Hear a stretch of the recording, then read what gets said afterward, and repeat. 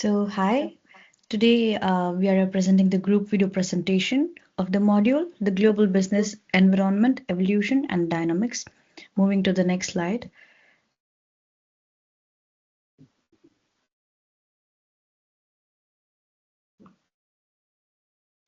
This is the key data of me and my group mates, and we have selected the organization Airbus. Moving on to the next slide.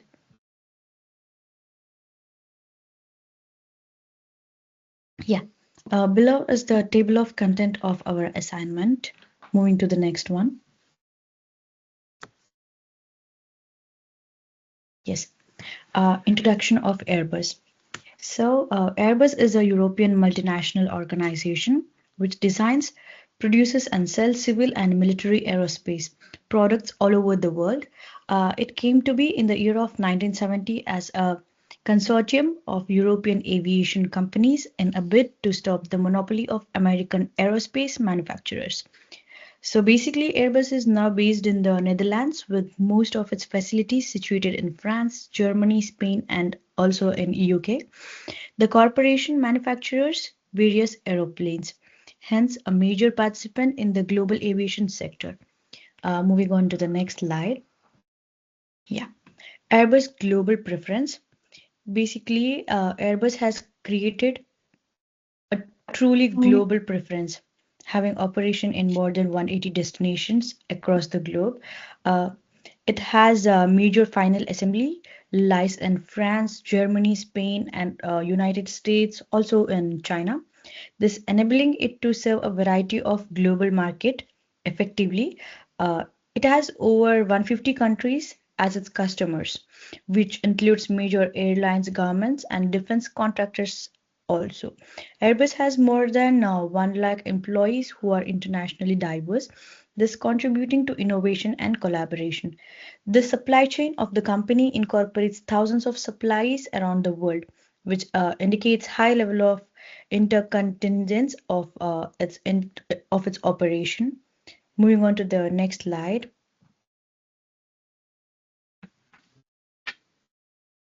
Yeah, it's about the internationalization strategy.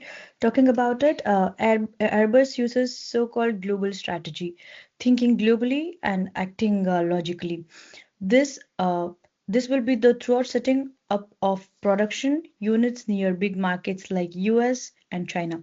Airbus has established quite a number of partnerships and joint ventures internationally as well, though which enhances its pretension of local market, for which example is Bombardier and Tata Group.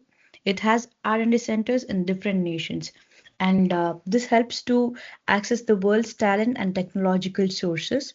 The localization approach that Airbus uses the market driven and thus ensures that it achieves certain regulatory and customer needs. Moving on to the next slide. Yeah. It is benefits of globalization. Talking about it, Airbus has gained high returns with the use of globalization. Firstly, it will allow access to a talent pool all over the world that leads to innovation and productivity. The revenues generated by the geographically diversified markets also eliminate the overreliance of the market, which is important in time of market instability. Also, Airbus have both global production network, which reduce unit cost by attaining economics of scale. The company has established a good brand image in global countries as well, partly as the result of the company's participation in such global air shows and also the various events. Moving on to the next slide. Over to Sakshi.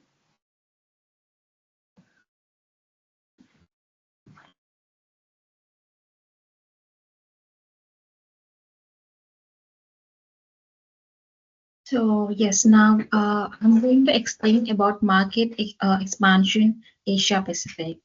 One of the rapidly expanding markets in terms of aviation is Asia Pacific, particularly in China. Airbus made a strategic decision to open a final assembly line in Tianjin to increase its market presence and shorten its delivery times.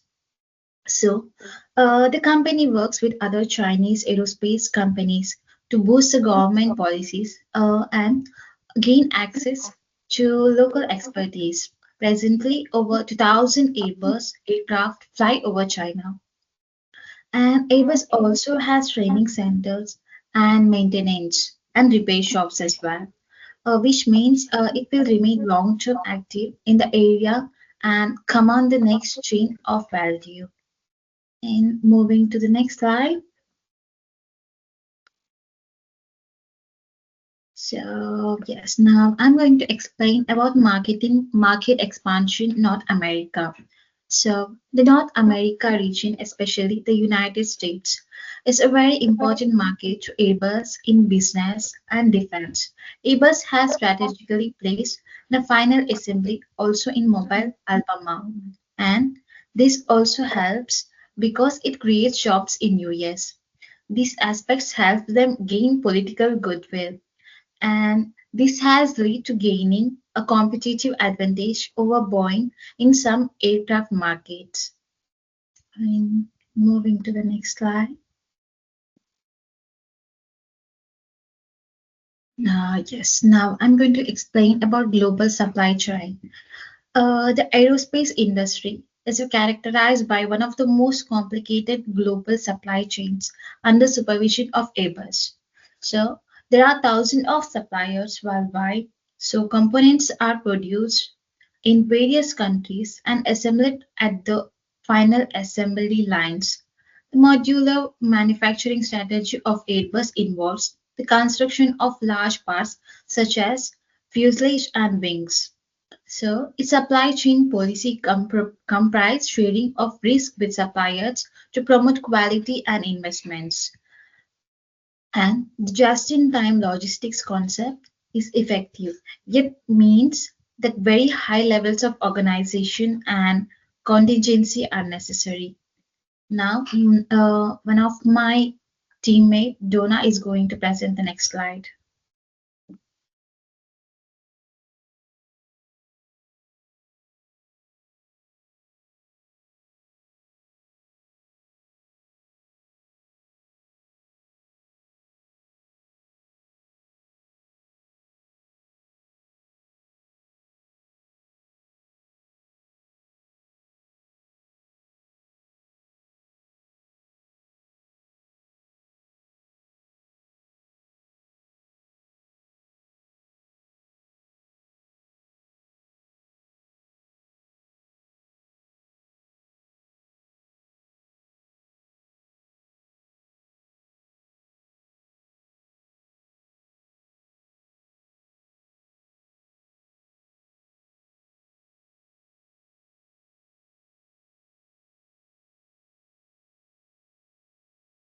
Now I'm going to explain about the technological innovations of Airbus. The global strategy of Airbus is based on innovations. Airbus has R&D centers in Europe, North America, and Asia to collaborate across the world to innovate the latest technologies. The company is spending a lot to be more sustainable, especially with projects such as zero emission flights that will run on by hydrogen by 2035. The Airbus company also employs the concept of digital twins, AI, and highly developed analytics to improve the way the design and the production process are completed. Cooperation with universities, entrepreneur companies globally, and governments promote innovations in green, efficient, and smart aviation solutions. Moving on to next slide.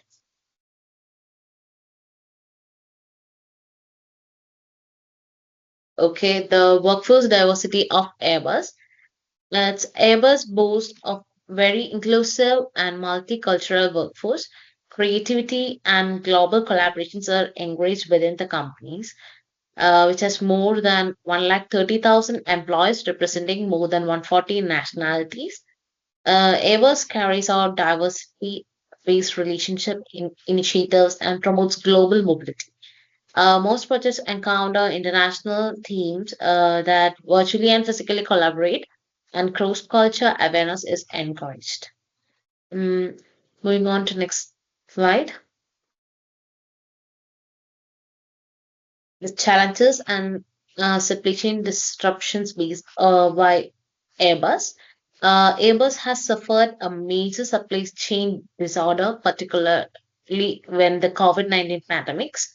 Lockdowns in countries around the world caused the shutdown of factories and a shortage of the labor force and transportation delays. Semiconductors and raw materials were also some of the critical components lacking the aerospace industry. Such problems escalated the cost of production and caused delays in the delivery of aircraft. These difficulties were compounded by Airbus suppliers and working across several countries, and the company had to reconsider its risk management policies and come up with more robust logistic models. Moving on to the next slide, uh, over to Sai. From now onwards, I will be the presenting the next slides. No, from now onwards, I will be the presenting the next slides, and I'm talking about challenging in different markets. Challenges, political and trade risks. As you can see here, we have mentioned like 4 to 5 points with reference of a photo. US-EU trade disputes, the UK operations are affected by uh, Brexit uncertainty, and we have mentioned like 4 to 5 points. Today I'm going to explain that the risk of operating is in more than one country is geopolitical risk and a trade barrier to Airbus. An example is the lengthy subsidy conflict with Boeing that resulted in territorial tariffs on the US and EU on their exports fairness. Brexit brought uncertainty to the Airbus operations in the UK, particularly in Northern Ireland and Wales. In some markets, Airbus has been encountering obstacles because of national security or protectionism policy, and consequently, approvals can be postponed or delayed. Deals may not be consummated. Also, the export of technology, especially in the defense sector, is highly regulated, thereby making the process more complex. So, moving on to the next slide, I'm telling about environmental and regulatory pressures.